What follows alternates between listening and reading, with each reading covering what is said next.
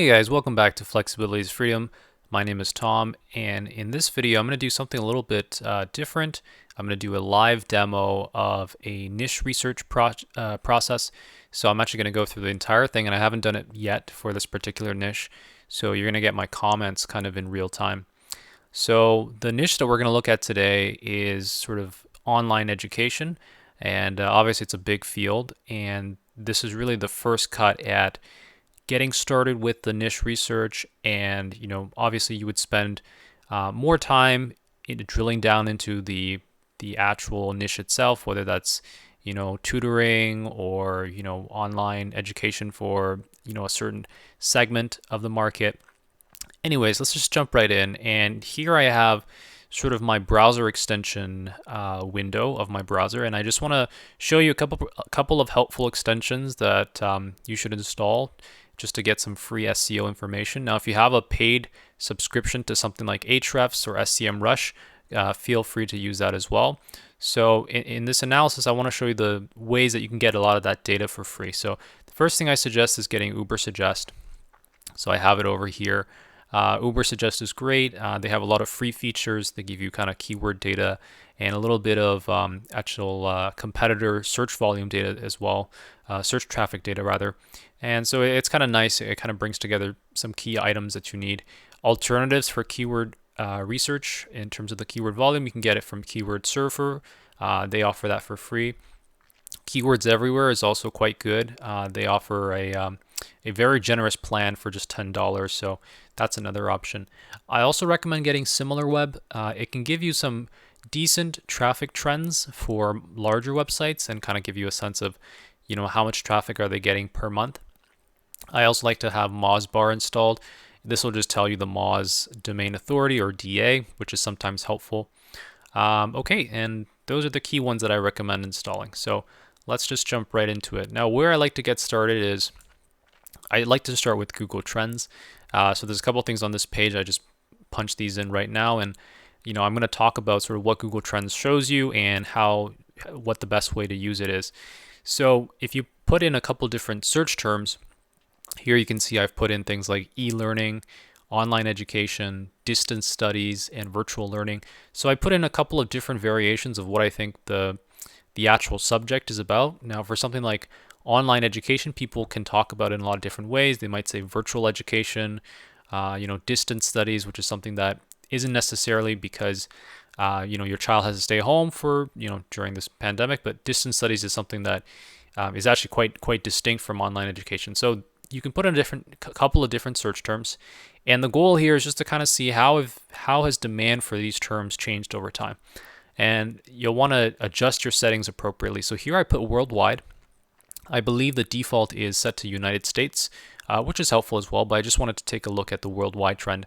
And I've put here in the past 5 years just to take a longer term view at what's been going on and web search. So we're looking specifically for web search here, not YouTube or image search. So if I just look at this graph right now, I can see that, okay, it's been pretty much stable over time until more recently, which is kind of what I was expecting. So a term like online education, it had a bit of a spike right around here. So that was kind of early 2020 when, we all kind of, understood more about this current virus situation. And I can see it's actually been elevated for a little bit. If I'm looking at this red line here, it's actually been elevated for most of 2020, and it's kind of gone down a little bit. It seems like it's actually gone down to more or less where it was before. So that's an interesting thing to note.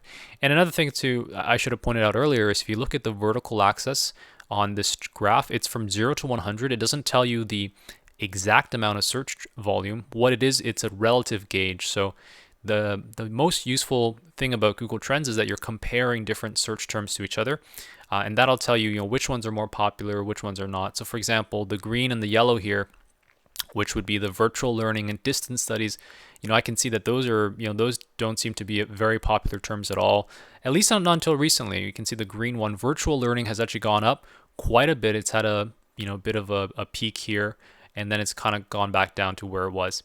Okay, so let's talk about this blue line called e-learning. So I can see that e-learning has actually, peaked not just once, but twice. It's actually peaked again looks like around the time that schools reopened, right? So about August into September.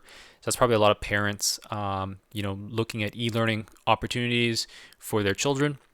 And we can see it looks like it's coming back down during the holidays again. So that might be an interesting term. One other thing I wanted to show you for this graph is that you can look at it geographically. So for example, I can sort, the interest for e-learning seems to be highest in Indonesia, Thailand, and Portugal. Interesting. And if I can change this to say, let's say online education, okay, Australia, Pakistan, India, and United States is here. And if I change it to virtual learning, okay, now United States is here. Now, the reason for this is, people are searching for these terms in a different way in each country, in each region even. And so it's a good idea just to get a sense of, okay, in the US, people are talking about virtual learning, but in other places, they really like to use the word e-learning instead. And so that's something you can see if you change the region here. If I change it to, go ahead, search for United States, we're going to see a change in this graph. For example, the virtual learning has a much bigger peak, but online education seems to be kind of flat, right? So that's an interesting kind of observation right off the bat. So looking at Google Trends, my sort of conclusion so far is, okay, education looks like, people are quite interested in it during this COVID, situation. Is there going to be a sustained increase in that trend? I'm not sure, because it looks like it's been flat sort of historically. If I were to compare the biggest one here, let's take just online education, for example. So I'm going to try removing these other ones. I think you can remove them this way. So I'm going to keep just online education, and maybe let's keep virtual learning. And I'm going to compare it to a different, just for fun, let's compare it to something like, let's say Bitcoin, right? Let's just for an example. So, okay, so obviously Bitcoin has crashed a lot since then. But you can just see massive interest in Bitcoin relative to the online education and virtual learning, right? They're basically little lines down there. How about something else that, let's say Amazon, right? Because Amazon, people are searching for Amazon and buying things more. Okay, Amazon, you can see there's kind of a long-term increase in that topic. Just people are doing more shopping online. How about if we do something like, I don't know, online books or something? Let's see what happens. Okay, so this looks a little seasonal. Yeah, people wanted to read a lot, during sort of this COVID thing. Looks like maybe that's what that peak is. I'm not sure. Okay, it kind of seems interesting. But what I'm trying to get at here is you want to do some comparison as well, maybe even to other niches that you're in. So for example, I'm kind of in this skincare, or probably skincare would be too big of a term. Let's say scar treatment or something. Scar treatment will probably be very small. Yeah, exactly. It's like yellow. You can see it hasn't really moved at all. So again, it's an interesting tool to use. Gives you a kind of a broad metric of is demand for your particular topic, is it increasing over time? Is it decreasing? Has it just remained flat? Okay, and after this, what I like to do is, we're going to head over to Google. Just go ahead and go to Google. And we're actually just going to start doing some searches and really, just kind of digging into the industry a little bit more.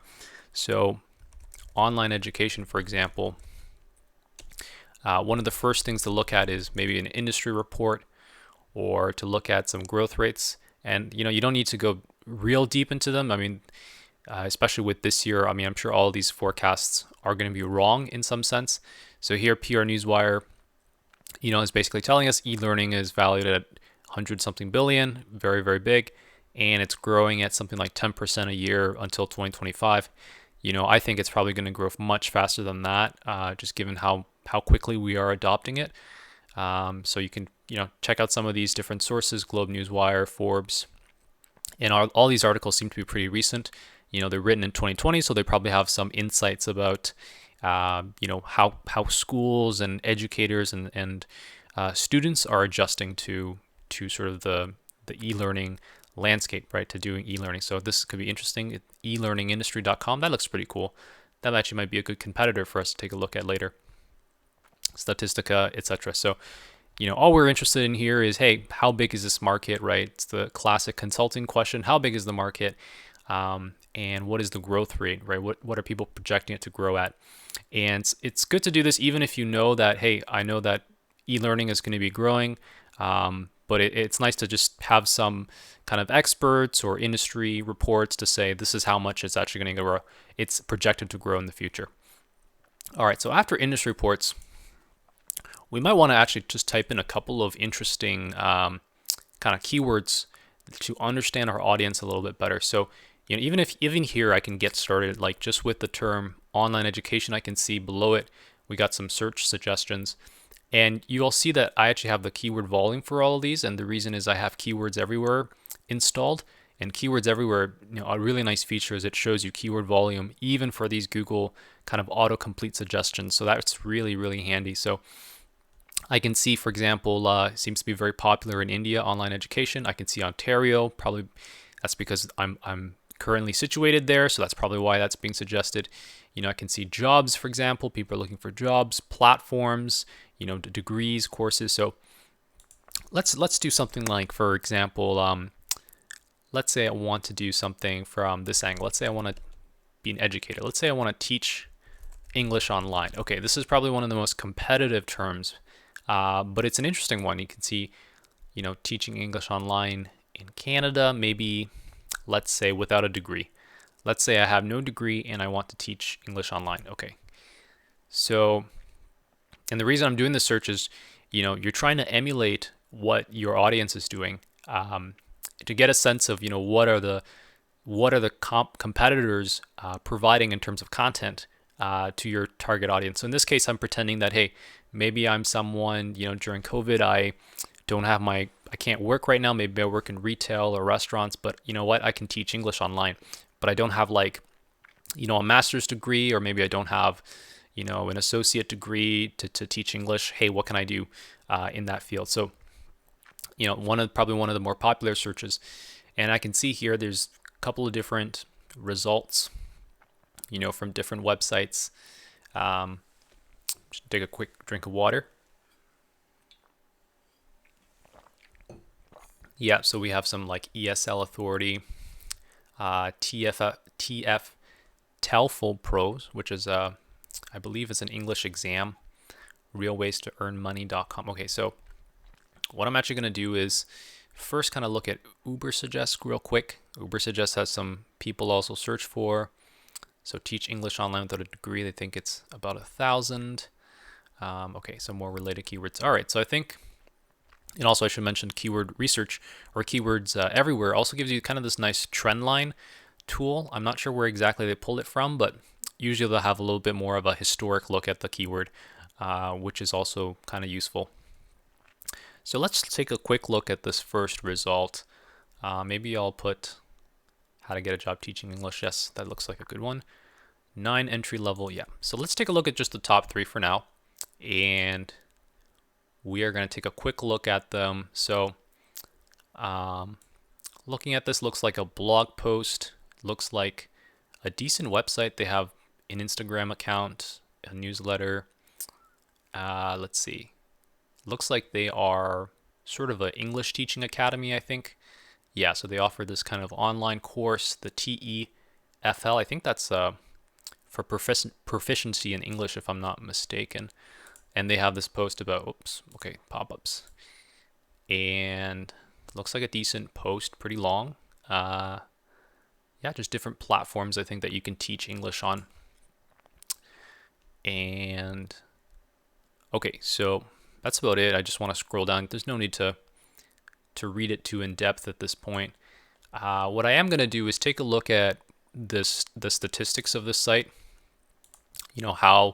How powerful is it in search? So Ubersuggest is helpful here. If I click on the browser extension, it's actually going to go ahead and give me some helpful stats on it. So I have a domain score of 55 for this website. Now, if you're familiar with Ahrefs, domain score is actually pretty similar, I think, to domain rating. In my analysis, the two tend to be fairly close. So this is telling me it's probably around a DR50, which is pretty high. That's reasonably high. Ahrefs estimates about 173,000 organic traffic a month.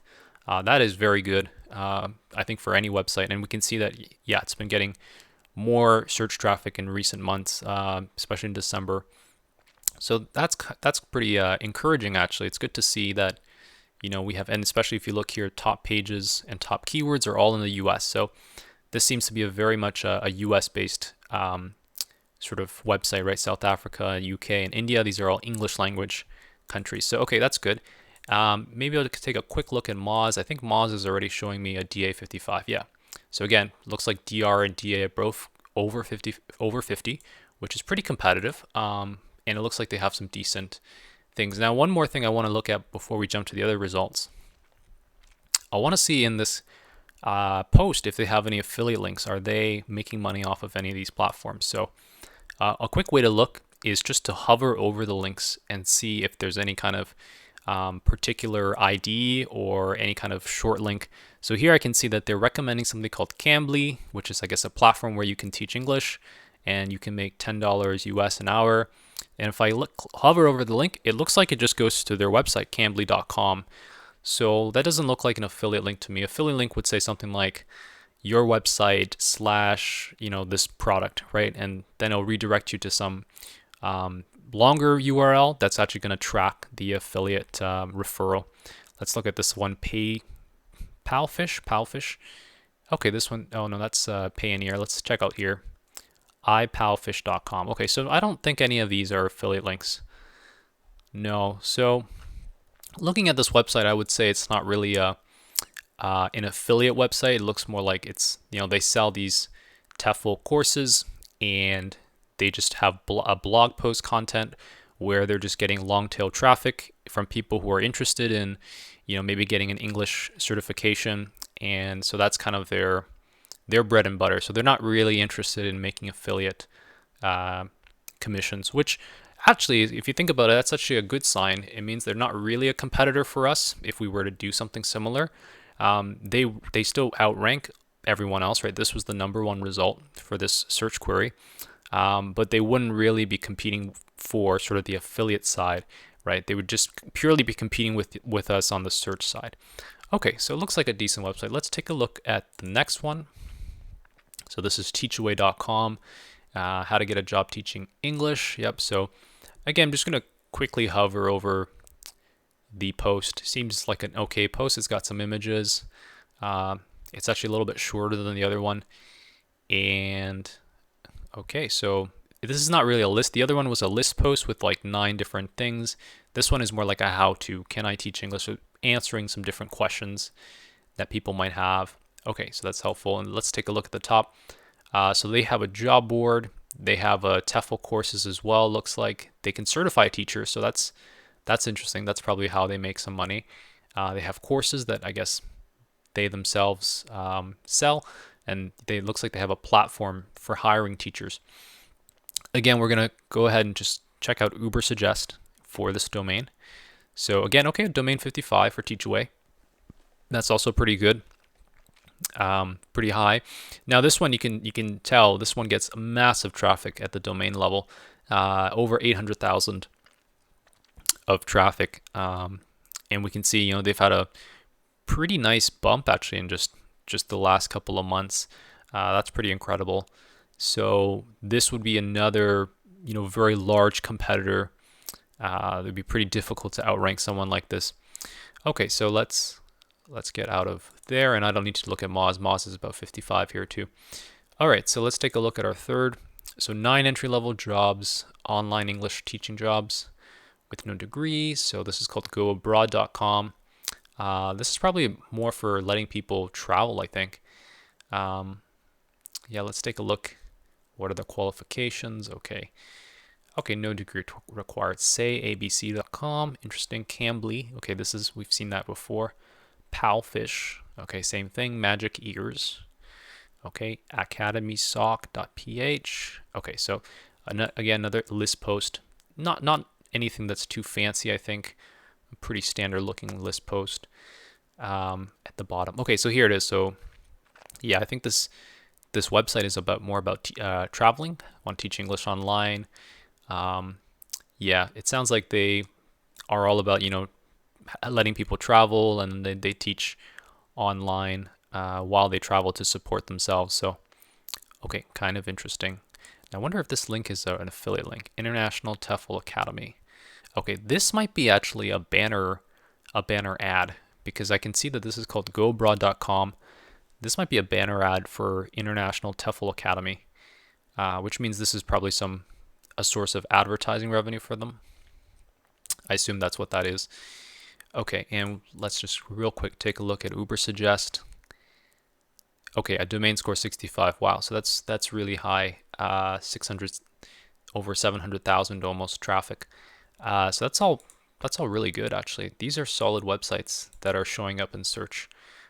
Teach English online without a degree. Yeah, I chose this particular search query first just to see what the what the competition for these higher volume keywords are. Teaching English online is probably one of the more popular queries even before COVID. So okay, let's try something different. Let's try let's say virtual education, and let's see what comes up. So we have essays, meetings, conferences, virtual education programs. Let's try something like, let's try an affiliate keyword like best virtual education stocks. Okay, companies, tours. Let's see, virtual reality. Let's try platforms. Let's say best virtual education platforms. Okay, so Tech Radar. I'm not going to check that one out. That's a huge platform. Forbes, commonsense.org, Adam and Freud. Okay, let's take a look at this one.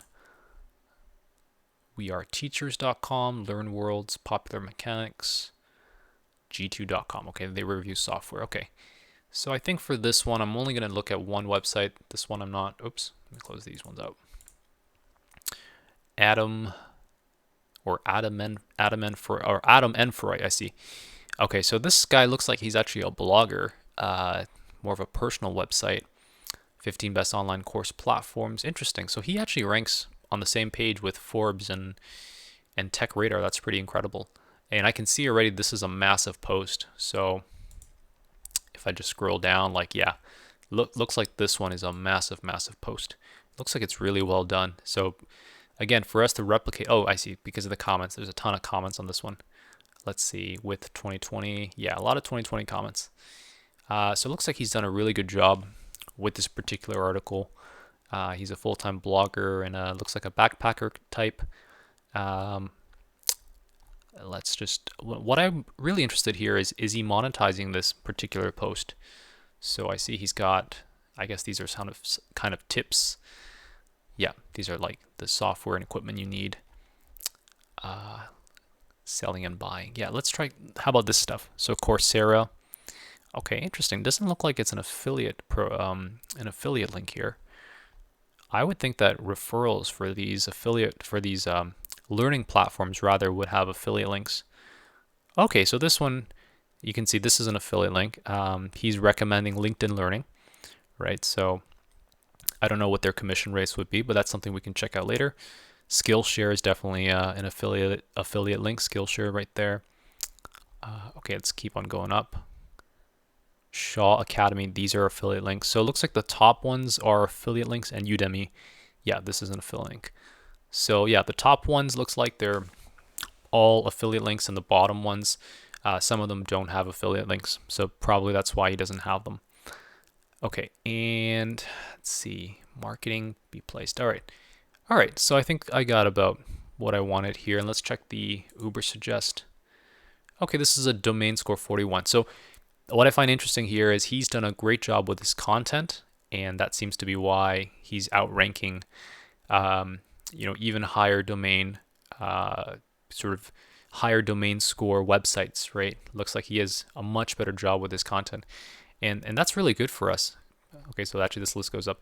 So that's actually a really good sign, because at first when you're starting a new affiliate site, a new niche website, you're not going to have the same domain scores as everybody else, right? You're going to start from kind of 1 or 2 and work your way up, and it takes time to build good backlinks. So it's nice to see that creating good content can actually help rank you for these keywords. So that's something I would look at. Now, he gets incredible traffic too to this blog overall, 700,000. Yeah, those are great stats to have. Okay, so I think this would be kind of someone that I would consider a medium large competitors. If I were to do an education site, I would probably want to, at least for this particular page, the domain itself might not be entirely about e-education. Looks like he's kind of more general, like, how to do an online business kind of thing. But I would say this page would be a really good competitor. And going back to this search query, yeah, there's nothing else here that I think I want to look at. Let's try something different here. Let's try looking for a couple of info keywords. So you might try something like how to. So right now, okay, so Google's actually giving me some interesting keywords based on what I just searched for. So how to create a virtual classroom. That could be interesting. How to, let's go with one of these. Yeah, let's how to create a virtual classroom for free. Let's try that. So I'm sure some teachers are trying to do that. Set up your virtual classroom. So we have some videos. Okay, easyclass.com, interesting. G2. Easy Talks, We Are Teachers. Thejournal.com. Oh, that's a 1999 post? Seriously? That's a long time ago. Color My Learning, LearnCube. Okay, so I'm going to take a quick sip of water, and then I'm going to go into a couple more of these. All right, so let's check out LearnCube, and let's check out Easy Class. That looks like a brand. I want to check them out and see if what products they're offering and if there's an affiliate link for those. Okay, so LearnCube, online language teaching, tutoring. Okay, so it looks like they offer some kind of classroom, e-classroom software. That could be pretty cool. And they have all these features for your students to use. Right, join thousands of teachers. Okay, so here we go. So let's take a look at their plans here. So virtual classrooms, choose your plan and get started. So free, $14 a month. And okay, $30 a month roughly. Cool, so this looks like it's for individual teachers. Because for e-education, and I'm jumping around a little, but I'm gonna jump back to sort of my notes about this niche. I just did this real quick. So in the e-education space, you have learning platforms, but the issue is that these are, I think, mostly just selected by the school board. The teachers themselves are not, selecting different platforms to use. Now here we're talking about something that's, if you're like an independent educator, like you teach English or something online, you probably want to find a way to get your virtual classroom set up so that you can teach multiple students at the same time. So that's kind of where I think this particular product falls. So LearnCube.com. The design looks a little bit outdated, but that's not a big thing. Oh, oops! Looks like I'm in the app now. Okay, so let's see if they have an affiliate program and take a look. Reseller program. Okay, that's probably what we're looking for, I think. Okay, can be white labeled. Choose your own business software, receive a discount, and resell, which you charge your clients. Okay, this is one of those contact us. So they're not going to tell you what they're willing to pay for us to help them sell this product. And a reseller is kind of similar to what we're doing. It might be a little bit more hands-on. And white labeling, what they mean there is, you're basically taking their product and putting your own brand on it and then selling it yourself. So, okay, we can't really get any details here. Let's try Easy Class. Okay, so Easy Class looks like another classroom. Okay, another kind of e-classroom software. Very cool.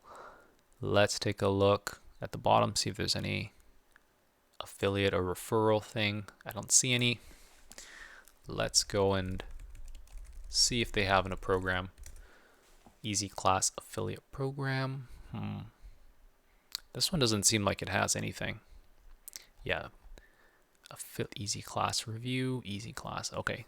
Yeah, this one doesn't seem like it has an affiliate program, at least not from this search. Let's try referral. Easy course registration. Yeah, those are all other things. Okay. Okay, interesting. I'm going to go back to the original search. So from here, and this is an example of the kind of circular pattern when you do these types of searches. So you're going to find ideas, you're going to go back, you're going to reiterate on those ideas, you're going to keep notes of what's interesting, what's what looks really competitive, what's not so competitive. So for example, I've only spent a couple minutes on it, but I can already see that doing things like teach English online, that's probably going to be super competitive. You have these websites that are trying to sell these English certification courses, or they're trying to help teachers or they're trying to help certify teachers so that they can teach English. And as well, you have like big bloggers that are doing content about that space just because it's so popular. So that to me right off the bat just says we're probably not going to be able to compete to get any search traffic there. It still could be interesting, but on the search side it looks super difficult. So just based on this current search, I'm going to actually do something like look for virtual classroom stuff. So virtual classroom, great. So we got some things that come up. Rules, free classroom. Okay, meaning, what does it mean? So, okay, so again, I'm going to just do something like what my audience might be saying. So how to choose a virtual classroom, maybe. Okay, no one's picking that. Okay, how to find a virtual classroom? Okay, how about which virtual classroom is the best? I don't know, let's see. Best virtual classroom software. Okay, we get that same one again. Virtual classroom, Easy Talks. Maybe we'll take a quick look there. ProProfs, Capterra, TopHat.com. Okay, looks like all the big software websites are pretty much dominating this SERP, right? Like G2 and some of these other guys. Yeah, that looks pretty difficult. E-learning industry, let's take a look at them again. All right, so let's take a quick look. Easy Talks. This is another virtual classroom software. Let's see, do they have an affiliate program? Let's try Easy Talks affiliate program. And after this, we'll move on to some other parts. So partners, okay. Sometimes they call them partners. Oh, actually, in this case, I don't think that's right. No, I think this is something different. Okay. Okay. Sometimes, if you're really interested in a niche and you can't find the affiliate programs, but you feel like people are they definitely have affiliate links, it might be worthwhile contacting those companies directly and just asking. Just kind of say like, hey, I'm a content publisher, or I'm an influencer or whatever, and just try to see what they come back with in terms of their referral program. Some people don't advertise them. I find that's common as well.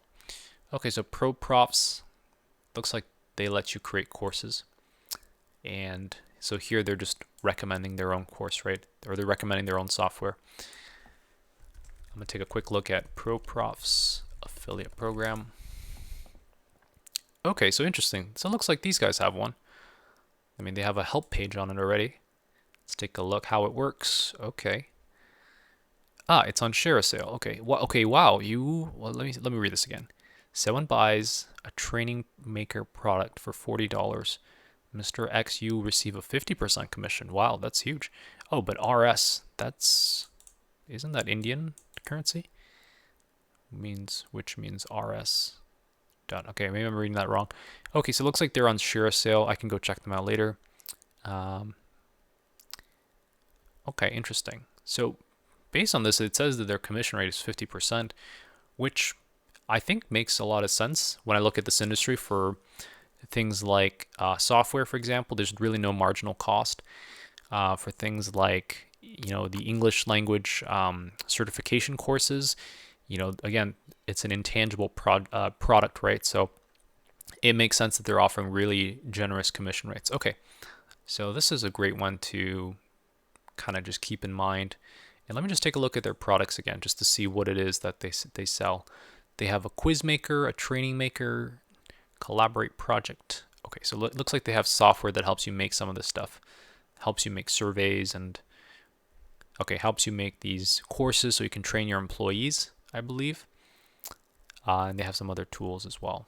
Okay, so that's cool. So I'm actually gonna look at some other ones now to choose the best virtual. So this is the one from e-learning industry. Actually, before I even read it, I want to take a look at their. I'm sure these guys are doing really well. Yeah, okay, so traffic's definitely been increasing, and I would expect it to, right? Just given where we are in terms of, online education. A DS68, that's incredible. So they're probably almost a DR70, which is, you're starting to compete with the biggest websites like the New York Times at that point. 800,000 traffic, not bad, not bad. It's pretty good. Looks like this is a more comprehensive website. They have like they even have an advertise button, right? So they're even looking for advertisers. They have jobs. They have articles, directory events, so press releases. Okay, wow. So they do a lot of stuff on this. So I wouldn't, if I were to do this, a website in this niche, I would not be able to compete with someone like this, even though their content's not that great. Like if I were just to, no, they have infinite scroll. So if I were to look at, and I think this is an ad. Yeah, this looks like it's an in-content ad.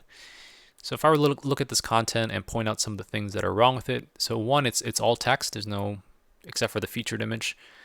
It's people don't want to sit down and read this much text. So that's something we could address if we were to try to do it better. But yeah, overall, this looks like a really, really strong competitor. Okay, and this was the blogger.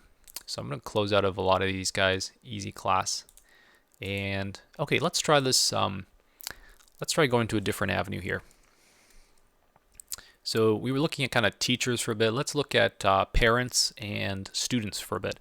So let's say I'm a parent and I want my kid to not fall behind right now in terms of their education. So I want to find, let's say, tutoring services or extracurricular learning that they can do on top of their in-school, or rather virtual classroom learning. So let's say I want to say online tutoring for kids. Okay, so interesting. Online tutoring for, and probably by subject would be interesting too. Online tutoring for math, let's say, because math is one of those things.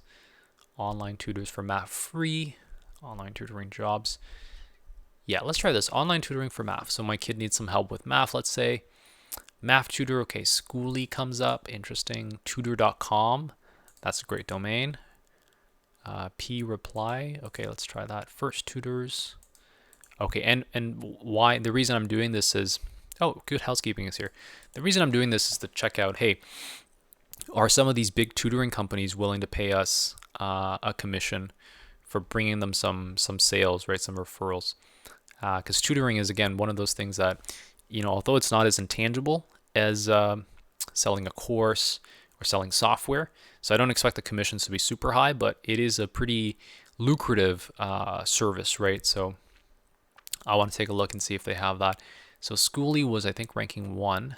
So it looks like they are kind of a platform. They have some educators here, right? People who can tutor mathematics, and they're just kind of connecting students with potential tutors. So then they have some prices, subject list. Yeah, I'm not surprised. They probably have tutors for everything.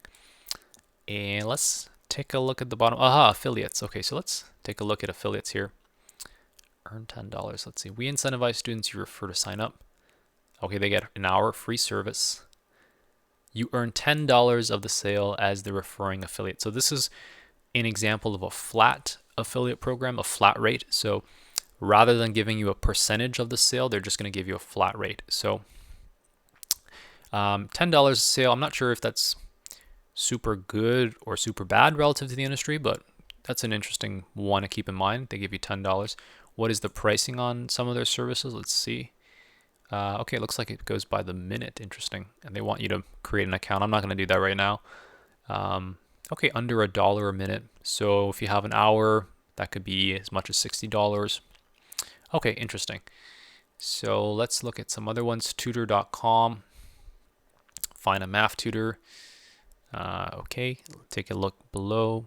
I don't see any affiliates on here, but these guys are probably one of the more established services, so I don't know if they have one. Let's try tutor.com affiliates. Let's try that. Partners. Again, that might not actually be the right thing. So let's see, partners, featured partners. I don't think so.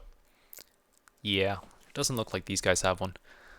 Let's look at Preply, find tutors, and let's take a look at the bottom. Math algebra, affiliate program, okay, and a referral program, okay, interesting. Join, okay, up to $30 per sale. And if you have enough sales, you get these kind of tiered bonuses. Interesting. I am curious about the up to though, because with a lot of affiliate programs, they'll say up to, and there's a whole bunch of clauses, and the actual payouts can be a lot lower. So our payments are net 30. That's fine. Okay, so looks like you have to sign up to see what the actual details of this affiliate program are. But that's kind of encouraging. I mean, even if you get, let's say, $15, $20 per sale, that's actually quite good, depending on what that conversion rate is. And I'm actually going to keep some of these metrics in mind when we do a quick model, just to see, you know, what might be the potential earnings from a business in this field. All right, so we're going to try to wrap up some of the analysis now. Let's take a look at a couple more. First Tutor, so this looks like a Canadian tutoring company, so it could be good if you're doing a local website. So in my case, you'd be in Canada. I don't see affiliates here. That probably means they don't have one. But you know, honestly, I wouldn't be surprised if you could contact them, and I think they'd be quite interested in getting one set up for you. So, okay, let's keep looking here. Good Housekeeping is a very big domain. They have this list post. I'm kind of surprised they're not affiliating most of these links. They're not. Oh, this one is. Okay, so you can see Preply, they're using go.redirecting, which I believe it goes through Skimlinks, which is an affiliate network. The Princeton Review. Okay, so they obviously, so tutor.com looks like, or Princeton Review rather, looks like they have an affiliate link on Skimlinks as well. Revolution Prep, Schooly. So again, you can save yourself time. Just go to a competitor with one of these list posts and just check out how they're approaching their links. And yeah, this looks like Skimlinks again. So what I would do after this, I would actually go into Skimlinks and just see what are the what are the rates that these guys are offering. Okay, so I think we can kind of move on to the last part of this analysis. So we took a look at the industry. You know, it's obviously growing. We saw that just a quick snippet from that report on, I think, PR Newswire. You know, it's a big industry. It's 170 billion, probably bigger than that. I think it's growing at 10%. Again, with COVID, I would not be surprised if it was growing, you know, 25% or more a year. So it's definitely, you know, the pie is getting bigger, which is good. It means that even if it's very competitive now, if the market is growing, there's opportunities for new people to come in with new ideas. So we looked at the industry, and then we kind of looked into sort of the search journey, if you will, the user journey, right? You kind of want to put yourself in the shoes of some of the actual visitors that are going to visit your site. So we kind of looked at it from a teaching perspective, like I'm a teacher, or I want to teach English online because I don't have a job right now. And we also kind of looked at it a little bit from the perspective of a parent or a student, right? Students, I don't know so much. Like I don't, except for some kids who, you know, they really want to learn online, maybe. But I think it's more the parents that are pushing online learning. They're looking at their kids. They're like, you know, you're not taking piano lessons. You're not taking, you know, this and that now, swimming lessons. So I want to give you some stuff so you're not like sitting at home all day, right? So I think a lot of parents are kind of in that mindset. And, you know, we saw a bunch of interesting affiliate programs, you know, whether it's promoting like an online course for teachers to get certified, or maybe for people to get their English certification so they can actually immigrate. That's also one of the more popular uses of that. And we also saw some affiliate programs for, let's say, tutoring. So if you can help, you know, connect a student with the right tutor, you know, they'll pay you maybe $10 as a flat rate. So here what I'm going to do is kind of do a quick, and I might have to modify this a little bit, but do a quick back of the envelope estimate of what we might be able to achieve in terms of financial, you know, the financial side. with a little bit of traffic, and based on what we've seen so far. So I'm just going to start right now, and I'm going to make some modifications to this formula. So I assume that the industry would charge by a percentage of sale, but it looks like, based on the two examples that I saw, they like to pay a flat rate. So I'm actually just going to say, let's say flat commission rate, and I'm going to start with, let's say, $10. Let's change this to dollars. Oops, and let's make that 10. Okay, so the first assumption is we get paid $10 per sale. So maybe we'll just call this commission per sale. Okay, and the next part is I'm trying to estimate of the traffic that I get, of people who visit my website or my social channel, whatever it is, how many of them are actually going to click on a link and go through to the merchant. And I put 25%. That's probably a little high. I'll be conservative. Let's just say 1 in 5 people click through and check it out. And the next thing is you want to know at the merchant how many of those people that you sent through actually end up buying something. And again, this we really don't know at this point. You can find some good data on Skimlinks sometimes to guess, but I said 10%. Actually, I'll just leave it at 10%. So overall, what I've done here is just multiply the two. This is telling us that of every 100 or 1,000 people that come to your website, 2% of them are going to end up converting at the merchant. So the way I would verify this, I'm just going to put some verify. You can check sort of the stats in Skimlinks. So if you go to Skimlinks and look at some of these merchants, they're going to have some of these metrics there, like what is the merchant conversion rate and things like that. And I would just use that to kind of verify, is 2% reasonable or not. Okay, and here I have average order value. So actually, I don't really need this to run my formula because we're just getting paid $10 per sale. Okay, so I'm going to adjust. Let me see here. Yeah, I'm going to adjust my formula just to make this work. So here I have an assumption about number of visits per month. I should probably add that here, per month. And I'm starting with 10,000. We could probably even be more conservative and say 5,000. Now remember, this compares to what we saw from Ubersuggest in terms of their traffic estimates. We saw for the big sites, 500, 600, 700,000 a month. Now it's going to take a long time to get there. I think 5,000 a month could be reasonable. It depends on what keywords we can actually win. But I'm just going to put that for now. So revenue per 1,000 visits, we don't really need that, so I'm just going to get that out of the way. So all we're looking for here is, I have 5,000 visitors, and of those 5,000, I know that 2% will convert. So 2% are going to buy something. And for every person that buys something, I make $10. So it's a very easy formula. So okay, that's quite interesting. So we still make $1,000. That's really interesting. Okay, so what this is saying, and just to summarize, is that with just 5,000 of traffic and a $10 CPA, or cost per action, which is what we're getting for this, I think it was from Preply, and a 2% commission rate, we'll be able to make $1,000 per month. That's pretty cool. Okay, and some other things you can kind of do just to run some napkin math again. Like let's say what happens if I have 1,000. So pretty obvious, it's pretty linear. You would only make $200 a month, right? Assuming these are all correct. What would happen if, let's say, you had, just stretching the imagination here, let's say you had 500,000 of traffic. Okay, so at 500,000 of traffic, assuming that traffic is still people who are interested in getting, I think it was the tutoring services, you could make $100,000 a month. That would be, 1.2 million a year, with 500,000 traffic. But again, that's really, I think, stretching the imagination. I think an upside case would probably be, let's say you do really well. Let's say you get 25,000 of traffic a month. Okay, $5,000 a month. Not bad. That's not bad. So you can see the $10 per sale is actually pretty decent.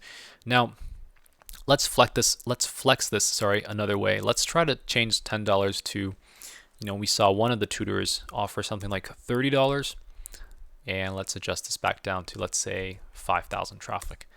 So we can see, what we've done here is we've reverted back to just 5,000 traffic a month, but I've bumped this up by 3 times, right, to $30. So you can see now we make $3,000 a month, which is quite nice as well. And let's say we make something maybe like, just say $20 per sale, and this was 2,500. Okay, so with $20 per sale, you actually just need half the traffic. You'll still make that $1,000 per month. Just depends on what your target is. So you can see, this is pretty basic napkin math. It's a good way to kind of validate, am I actually going to make money in this industry? For example, you might see in some niches, you might see they only pay you, let's say, $5 per sale. And you might run the math on conversions, right? And you think conversions is, I'm just going to reduce this. Let's say you only get 5% here. Let's say you only have 1% conversion rate, and you have $5 per sale. And so you're only going to make, $125 a month with 2,500 traffic. And if you ramp that up to, let's say I get as much as 10,000. Okay, so with 10,000 of traffic, I still only make $500 a month, right? So even though you might have a lot of traffic, you're doing really well in terms of search and SEO and content, just this stuff is not working out for you, right? Like, you're only getting paid $5 per sale. The conversion rate is very low. So it's part of making the machine work really well for you. If you have a really profitable machine from sort of the commission side and from the conversion side, these are kind of your two kind of most important things. And the other thing is, we didn't talk about average order value, but that just kind of feeds into the way that the merchant pays you, right? If some merchants, they pay you not a flat rate, they pay you a percentage. We're just going to take a percentage of the actual order value. Okay, so I think that's kind of it for this video. Let me know what you thought of this format. I plan to do maybe a couple more niche analysis, maybe do it a little bit differently. So here I kind of did we looked at the industry, we looked at, the niche a little bit in terms of the search. I might start it next time maybe using Ahrefs and show you how you can use Ahrefs to get a little bit better data on trends in the industry and on competitors. So I'll see you in the next video.